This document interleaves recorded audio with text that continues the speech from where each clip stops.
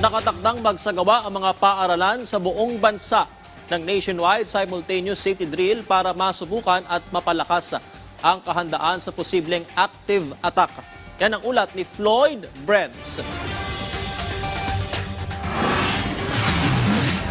Inatasan ng Department of Education o DepEd ang mga paaralan sa buong bansa na magsagawa ng nationwide simultaneous drill para sa mga insidente ng active attack sa darating na August 25. Isasagawa ang drill alas 9 ng umaga bilang bahagi ng hakbang ng DepEd para mapalakas ang kahandaan ng mga mag-aaral, guro at school personnel sa harap ng posibleng mapanganib na sitwasyon.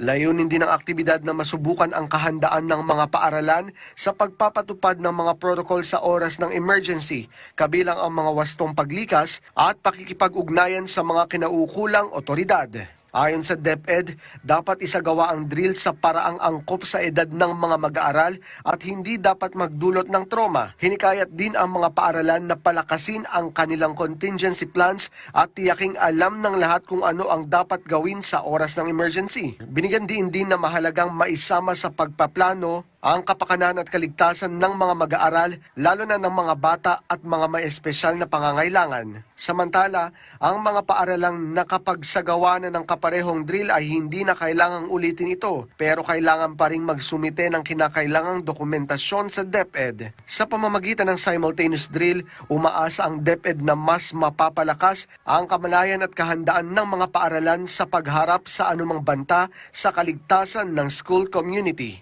Floyd Brents para sa Bayan.